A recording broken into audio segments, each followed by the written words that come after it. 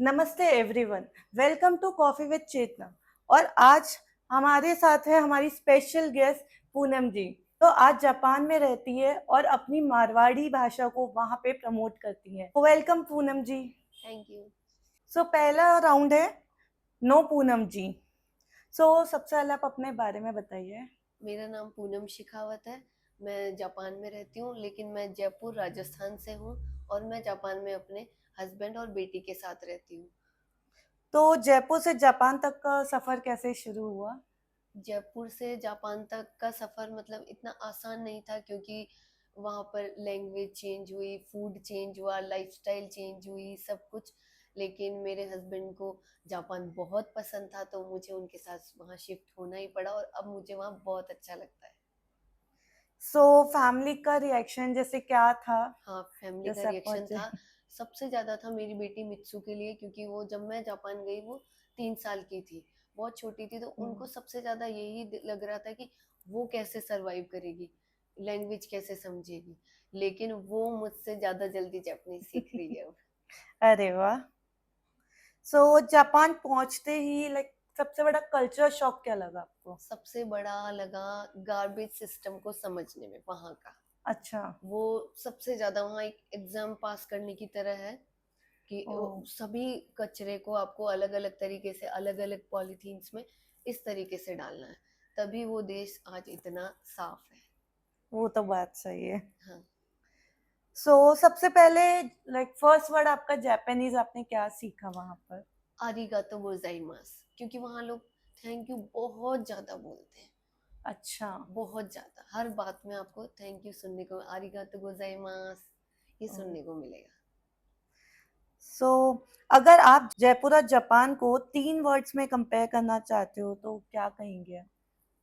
जयपुर, जयपुर को मैं अगर एक्सप्लेन करना चाहूँ तो अपनापन और स्वाद हम्म। बहुत ज़्यादा है मुझे जयपुर में। और अगर मैं जापान को एक्सप्लेन करना चाहूँ तो डिसिप्लिन, क्लीनिनेस, पीस।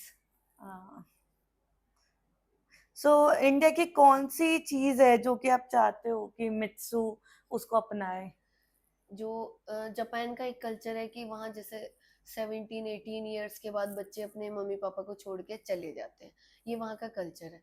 लेकिन अच्छा। हमारे इंडिया में ऐसा नहीं है, तो मैं हाँ। चाहती हूँ कि मित्सु ये कल्चर इंडिया का ही अपनाए, वो हमेशा हमारे साथ रहे, वो अपने फैमिली से जुड़ी रहे।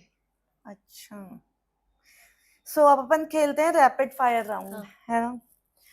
आपको क्या पसंद है, चाय या माचा? चाय। दाल बाटी या सुशी? दाल बाटी। जयपुर की गर्मी या जापान की विंटर? जापान की विंटर। ऑटो या bullet train? Bullet train. Hindi Marwari या जापानीज? मारवाड़ी। अच्छा। Round to, life in Japan. Japan की लाइफ वैसे ही है जैसे सोशल मीडिया पे हमें दिखती है? हाँ, वैसी है, बहुत हद तक तो वैसी है, लेकिन वहाँ पे वही है कि जो मैं दिखाती हूँ कि रोड्स पे बहुत ज्यादा लोग नहीं दिख रहे हैं, तो वो जो मैं दिखा रही हूँ वो मैं जिस एरिया में रह रही हूँ वहाँ का। लेकिन अगर आप स्टेशन पे जाएंगे, हम्म। जो वहाँ के मार्केट्स में जाएंगे, तो वहाँ आपको बहुत भीड़ नजर आएगी। अच्छा। सबसे डिफिकल्ट चीज क्या थी एडजस्ट करने में वहाँ? एडजस्ट करने में वहाँ की सबसे ज्यादा फूड को लेकर मुझे वहाँ पे बहुत प्रॉब्लम, क्योंकि मैं वेजिटेरियन हूँ। प्योर वेजिटेरियन का इशू है वो। तो क्या लैंग्वेज बैरियर बहुत फील होता है हाँ, आपको? बहुत बहुत ज्यादा फील होता है। मुझे ये लगता है कि जो जो भाषा होती है वो हमारी आवाज होती है, मुझे वहीं जाके ये फील हुआ। जैसे मैं पार्क में जा रही हूँ, वहां लोग मुझसे बोल रहे हैं, लेकिन मैं उनसे नहीं बोल पा रही, क्योंकि मुझे वहाँ की भाषा नहीं आती। तो अच्छा। भाषा आना बहुत जरूरी है। जापान के लोग इंडियंस के बारे में क्या सोचते हैं? बहुत अच्छा सोचते हैं। जैसे ही मैं बताती हूँ कि मैं इंडिया से हूँ, तो वो लोग ये बोलते हैं कि इंडियंस बहुत ज्यादा स्मार्ट होते हैं। अच्छा। हाँ, और वो बहुत, अभी तक मैं जिनसे भी मिली हूँ उनको इंडिया बहुत पसंद है। अच्छा, फिर तो अच्छा है हमारे इंडिया के हाँ। लिए। क्या आपको कभी रेसिज्म या डिस्क्रिमिनेशन नहीं, फील? मुझे कभी भी फील नहीं हुआ। अभी मुझे 1 साल हो गया, मुझे अभी तक कभी फील नहीं हुआ। अच्छा। आपका एक नॉर्मल डे जापान में कैसा होता है? नॉर्मल डे बहुत पीसफुली होता है, बहुत शांत होता है वहाँ का हर दिन। मेरा दिन स्टार्ट होता है मित्सु को स्कूल भेजने से। स्कूल और मित्सु को स्कूल भेजने के बाद मैं घर आती हूँ, अपना काम करती हूँ, वो भी बिल्कुल पूरे शांत माहौल में। फिर मित्सु को वापस स्कूल से लेके आती हूँ, फिर अपना वीडियोस एडिटिंग ये सब करती हूँ, फिर मेरे हस्बैंड आते हैं, फिर हम साथ में टाइम स्पेंड करते हैं। तो वहाँ का टाइम ऐसा है कि हस्बैंड, वाइफ और बच्चा, अच्छा। कोई और नहीं। तब का मन लग जाता है फिर। मन नहीं लगता। ऐसी कौन सी जापानीज हैबिट है जो इंडिया में भी होनी चाहिए? सफाई की, जो मैं वहां हाँ। सुबह उठते ही जो सीन देखती हूँ कि वहां जो भी बूढ़े बुजुर्ग लोग हैं जो रिटायर्ड हो चुके हैं, वो सुबह सब सफाई में लगते हैं। ऐसे नहीं कि वहाँ सफाई कर्मचारी ही सफाई करते हैं, वहाँ के जो अच्छा। लोग हैं 80-90 प्लस जो एज हो चुकी है, हाँ। वो सब अपने और अपने घर की नहीं करते हैं, वो बाहर रोड्स की सफाई करते हैं, तभी वहाँ इतनी अच्छा, सफाई है। ये तो बहुत ही अच्छी बात ये बताई मुझे आपने। बहुत अच्छी लगती है वहाँ की बात। सो इंडिया की कौन सी चीज है जो जापान में आप सबसे ज्यादा मिस करते हो? खाना, वो वहाँ पे नहीं होता है जैसे हमारे यहाँ। जैसे हम घर के बाहर निकलेंगे, हमको ये फूड ट्रक्स ये दिख जाते हैं, वहाँ ऐसा है ही नहीं। वहाँ को अच्छा। आप इंडियन रेस्टोरेंट आपको सर्च करना पड़ेगा कहीं पे, हम्म। फिर उसमें जाना पड़ेगा, फिर भी आपको वो टेस्ट नहीं मिलेगा। तो मैं इंडिया वाला नहीं फील मिलता। नहीं है। अगर किसी को जापान शिफ्ट होना हो तो सबसे इम्पोर्टेंट एडवाइस क्या देना चाहोगे? लैंग्वेज, आप वहाँ की मतलब आप जापानीज लैंग्वेज करके ही जापान आओ। अगर कोई हम्म। स्टूडेंट वीजा पे आता है, वो भी एक level at least N5 level N4 level करके ही जापान आओ, तो बेस्ट अच्छा। है। सो वेज फूड इजीली मिल जाता है?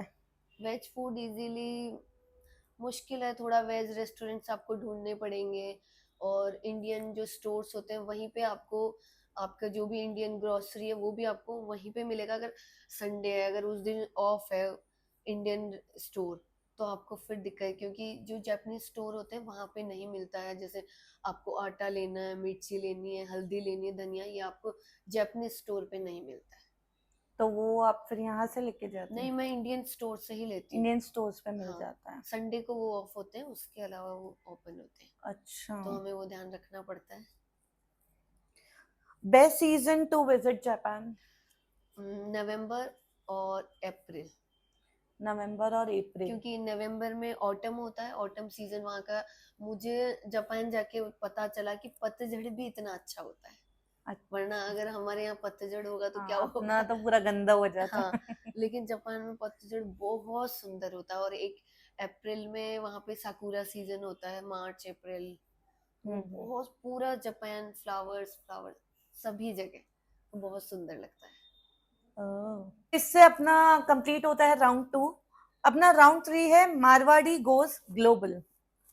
सो मारवाड़ी बोलना और प्रमोट करने का आइडिया कैसे आया आपको? मुझे जापान से ही आया ये आइडिया भी। उससे पहले मैं इतना मारवाड़ी को शायद इतना इम्पोर्टेंस नहीं देती थी, क्योंकि मैं राजस्थान में ही रहती थी। तो जब मैं जापान गई, मैंने देखा वहाँ के लोग अपनी लैंग्वेज को लेकर आज कहाँ तक पहुँच गए। जापान आज विकसित देशों में माना जाता है। हम्म। वो अपनी लैंग्वेज को आज तक साथ लेके जा रहा है, किसी भी लैंग्वेज को अडॉप्ट नहीं किया।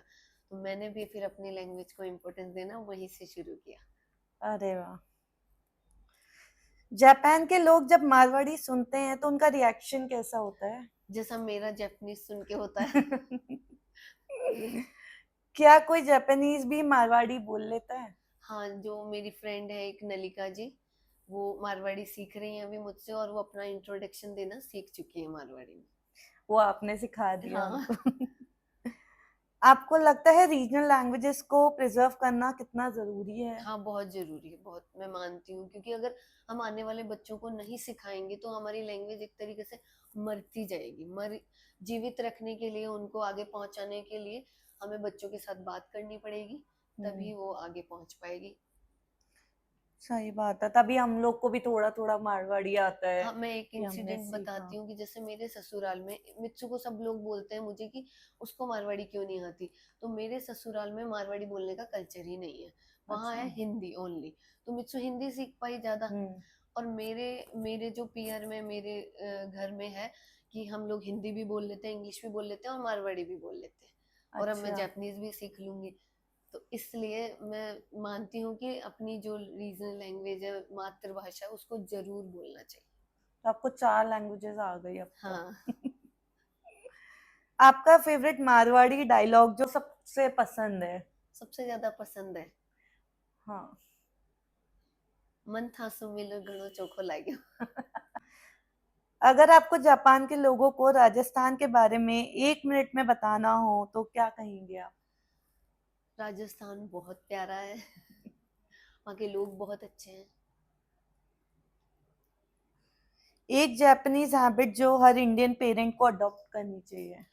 अपने बच्चों को कभी भी अपने बच्चों के सामने नेगेटिव बात मत बोलो, वो लोग नहीं बोलते। अच्छा। नेगेटिव चीज कुछ भी नहीं बोलते कि तुम्हारे अंदर ये कमी है या कुछ भी, जैसे हम बच्चों को बोलते हैं ना कि हम्म। देखो वो बच्चा तो ये कर रहा है तुम ये नहीं कर। जो अपने पेरेंट्स ये कभी नहीं करते। अच्छा, तो वो वो जैसे अपने कैसे बच्चों को अच्छी बताएं? चीजें कि बेटा तुम्हें ये अच्छी आदत है, ये वो अच्छा, ज्यादा उसको बताते। पॉजिटिविटी बढ़ाता है। पॉजिटिविटी ज्यादा बच्चे को बताते हैं। क्या कभी ऐसा मोमेंट आया जब लगा कि यस मैं अपने कल्चर को प्राउडली रिप्रेजेंट कर रही हूँ? हाँ, ये मुझे जापान जाके ही लगा। मैं राजस्थान में भी फॉलो करती थी लेकिन तब मुझे फील नहीं हुआ। जब मैं जापान की सड़कों पर जब ये राजस्थानी कपड़े पहन के निकलती हूँ और वहाँ के लोग इतने खुश होते हैं, फोटोज लेते हैं, और वो मतलब मेरे थ्रू राजस्थान को जान रहे हैं। वो ये हम्म। पूछते हैं कि ये ड्रेस कहाँ होती है इंडिया में। फिर मैं उन्हें बताती हूँ कि ये हमारे राजस्थान में ही पहनी जाती है। अच्छा। तब वो राजस्थान को जानते हैं और उनको बहुत अच्छा, और वो अपने मोबाइल में सर्च करते हैं फिर राजस्थान। अरे वाह। तो आगे का ड्रीम क्या है आपका? अभी तो मुझे जापान में ही रहना है, और मैं मेरी बेटी को जो जापान की अच्छी आदतें हैं वो सिखानी है, और जो भी मेरे राजस्थान की, जो भी मेरे भारत की अच्छी, जो भी मेरे कल्चर से चीजें जुड़ी हुई चीजें हैं, हम्म। वो भी मैं मेरी बेटी को वहां सिखाती रहूंगी। तो मेरा यही ड्रीम है कि मैं दोनों कल्चर को साथ लेके चलूं हमेशा। बहुत ही अच्छे थॉट्स है आपके। जापान ने आपको क्या सिखाया और जयपुर ने क्या सिखाया, मतलब एक चीज? जापान ने मुझे सबसे ज्यादा सिखाया हाइजीन रहना, हम्म। डिसिप्लिन में रहना। और जापान राजस्थान ने मुझे सिखाया है अपनापन। वो मुझे वहां नहीं मिलता है। हाँ, तभी जैसे आप बता रहे थे कि वहां पे नॉर्मली गेस्ट भी नहीं आते हैं। हाँ, नॉर्मली किसी के घर पे मैंने 1 साल में अभी तक मेरे नेबर्स की किसी की भी यहाँ किसी को भी आते नहीं देखा है। वहाँ बच्चे अगर अपनी मदर से मिलने जा रहे हो, शायद साल में एक बार जाते हैं, तो उनसे अपॉइंटमेंट लेते हैं अपनी मदर से। पेरेंट्स उनको अलाउ करते हैं तब वो जाते हैं। अच्छा, तो विदाउट अपॉइंटमेंट नहीं जा नहीं, सकते आप? विदाउट, अब मुझसे भी कोई मेरी अगर जापानीज फ्रेंड है, अगर वो मेरे घर आ रही है, क्योंकि हम तो इंडियन है, हम तो बुलाते हैं, तो वो पहले अपॉइंटमेंट लेती है कि इस दिन मैं आ सकती हूँ, आप फ्री हैं। वो बिना बताए कभी किसी के घर नहीं जाते। अच्छा, सो एक फन सेगमेंट खेलते हैं पूनम जी के साथ, जापान वर्सेस जयपुर। तो आप जो भी आपको सही लगे आप वो चूज कीजिए। सो बेटर सेफ सिटी कौन सी लगती है आपको? Japan. Better public transport? Japan. Better parenting? उसमें उसमें आप कंफ्यूज है, दोनों आपको हाँ, सिखाना मुझे है ना? जापान की भी कुछ बातें पेरेंटिंग की बहुत पसंद है, और इंडिया की तो अच्छी है ही हमारी। Better food? Better food India. Better work culture? Japan. Better festivals? India. वहां पे क्या फेस्टिवल्स वहाँ होते हैं? फेस्टिवल्स बहुत, मात्सुरी बोलते हैं वहाँ फेस्टिवल को, होते हैं समर में ओनली। अच्छा। वो मतलब मुझे उतना कुछ समझ नहीं आते। मुझे इंडिया के ही अच्छे लगते हैं। Better shopping? Shopping India. India में आपकी फेवरेट पोशाक और हाँ, ये कपड़े सब मिलते वहाँ होंगे। वो मैं नहीं कर पाती। Better cleanliness? और तो Japan. Japan. Better hospitality? Japan. Better for women? Japan. Japan. Better quality of life? Japan. Japan. So इसी से अपने सारे राउंड्स कंप्लीट होते हैं। पूनम जी, आपसे बात करके बहुत अच्छा मुझे भी लगा। बहुत अच्छा लगा आपसे मिलके। आपसे बात करके हमें मतलब अपने रूट से जुड़े रहने की इंस्पिरेशन भी मिली है। अच्छा लगा जानने के कि आप वहाँ पे मारवाड़ी को प्रमोट कर रहे हैं, सो दैट्स रियली नाइस। अगर आपको भी एपिसोड पसंद आया हो तो लाइक और शेयर ज़रूर करिएगा, और हमारे चैनल को भी सब्सक्राइब करिएगा। और let's explore together Jaipur coffee with Chetna, दोनों पेजेस का फॉलो कीजिएगा एंड इनको भी आप जरूर फॉलो कीजिएगा। धन्यवाद। आपका पेज बता दीजिए हमारे पूनम मित्सु इन जापान। आप इनको भी फॉलो करिए और देखिए जापान इनकी नजरों से। Thank you. Thank you so much.